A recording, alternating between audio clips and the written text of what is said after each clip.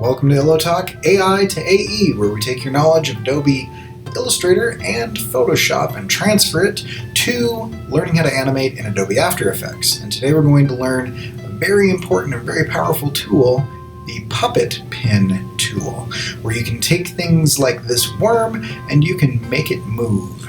Just like the skeleton video where I showed you how to rig things that have a bone structure, this time we're going to do something that is bendy and invertebrate, no bone structure. And you could use this for a number of things. For example, like the little noodle arms that are so popular lately. And you can download this worm that you're seeing here. Wave at you. Hi, worm. You can download him from my website at corykerr.com/tools. Link in the description of this video as well. Let's get started.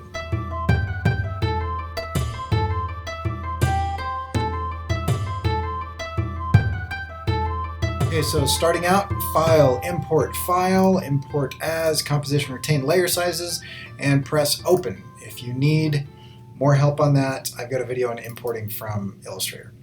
And go watch that. So it actually can be anything that has an alpha channel or has this check boxes. And if you don't see these check boxes, you can see here, you can toggle this on or off. And if it doesn't show you this, then it won't work. So you need something that has an alpha channel. Okay, so once you have that, then you can press Command P or go right up here, and you will see that you have 3 puppet tools.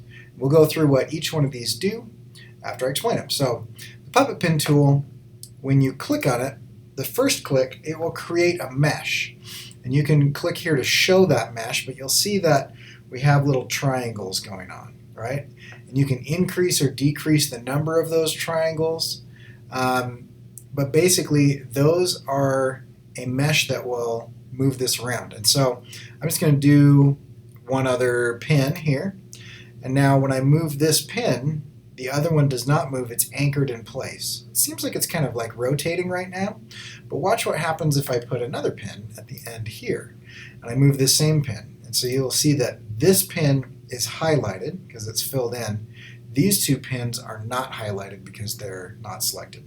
And I can grab this now and I can bend it, and it will warp and squish and bend based on where I'm moving that to. If I hold Shift, I can get multiple pins and they will move together. Okay? And so you can kind of do this, and then you can animate how these work on the timeline. And you can kind of just move things around.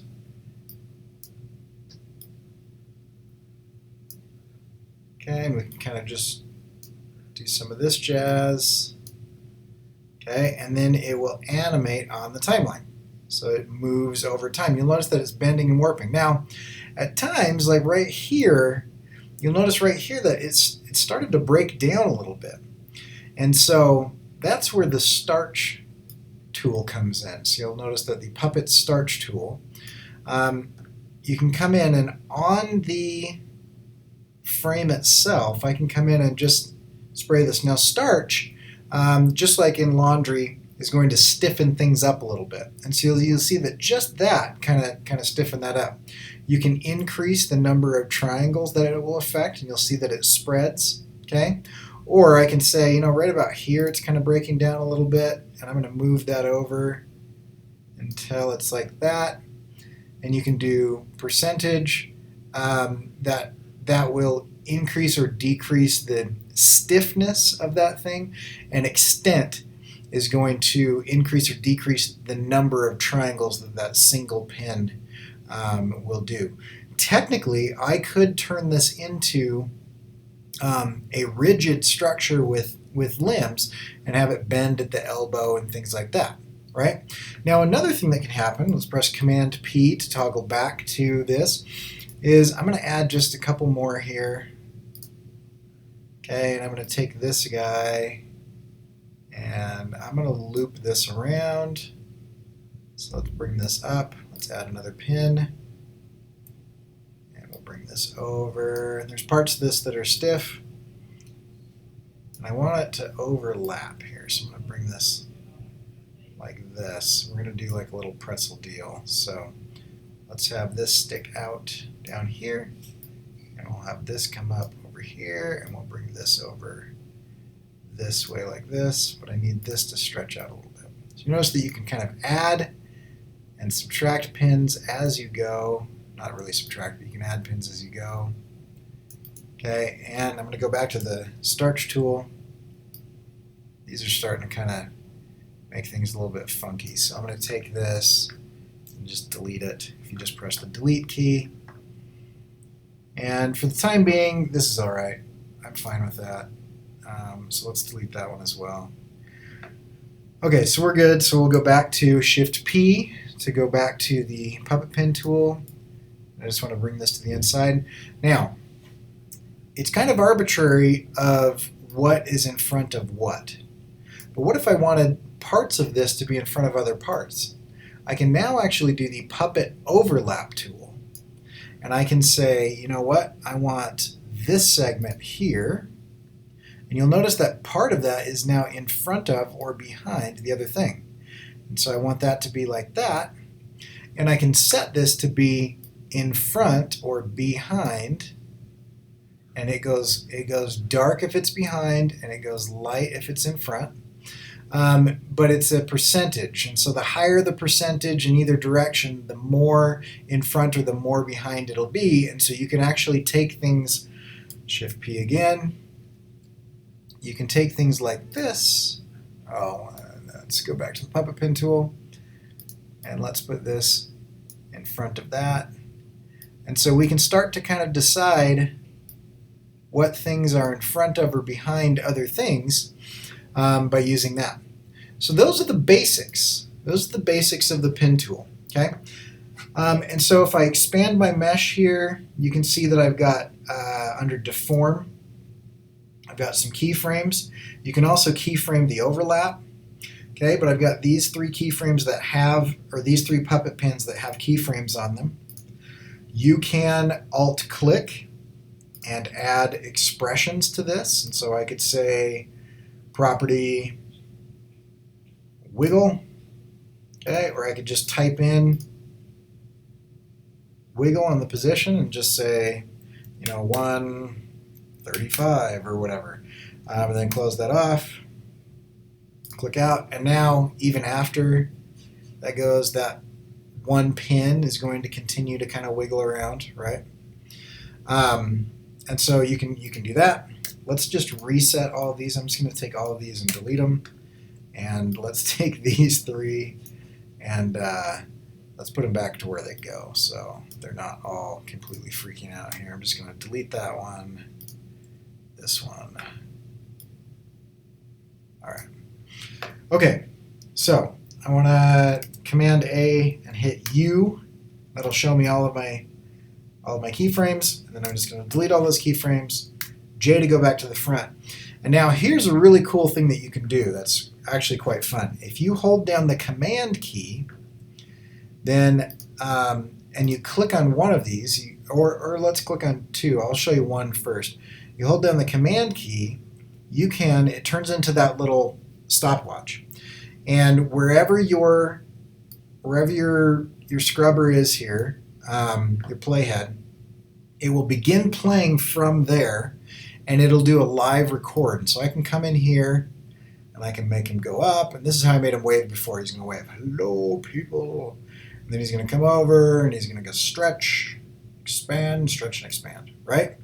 And so you see that it has actually tracked that movement over time, and so when I play it now, it does all of that. Everything that I did while I was holding Command and while this playhead is moving across the bottom, it tracks all of that. And then I can go back all the way to the front, and I can grab another pin, and I can do the same thing. And so once you hold the Command key, and it gives you this little stopwatch, but it won't actually start recording until you click and drag. So once I click and drag, now it's going to record. So I'm going to go in and out and go in circles here like this. Just going to kind of move just a little bit to give it a little bit of that creepy, wormy movement. Okay, and then I'm going to grab this one. I'm going to do the same thing. Alt-click. So I'm just going to come and just kind of wiggle in and out here, like that. And let's say that I want that to be spread over time. I can grab this, hold Alt, click and drag, just like normal, and it'll spread that out. Okay, and we'll do one more. We'll grab this one, hold Control, and I'm just going to kind of just move it just in circles here, just so I get a little bit of that wiggly movement. Okay, so that's good. Alt, click and drag, kind of drag that out to where I want it to be, and we can do the end here, and I can just go, you know, let's say I don't like the way that this one was moving. I can hold Shift, I can click both of those, and it'll re-record over the top of it. So I'm just going to kind of just move this up and down, in and out, in and out, in and out. There we go. Okay, and it's re-recording over the top of it, and then we'll play this. It'll kind of render out for a minute.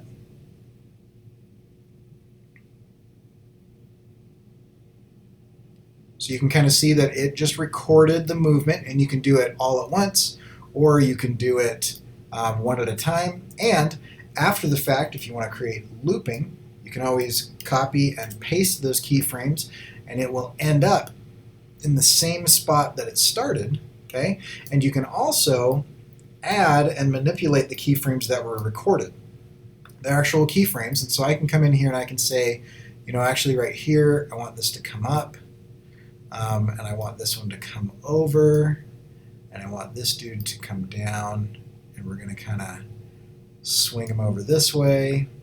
Maybe he'll be a little bit higher. And so each of these keyframes can work just like normal, where you can come in and you can change, you know, the vertices and all that, right? And so they're normal keyframes, just like everything else. And so when I play this out, okay, it kind of whips that. This seems to end a little soon, and so I can bring this over like that.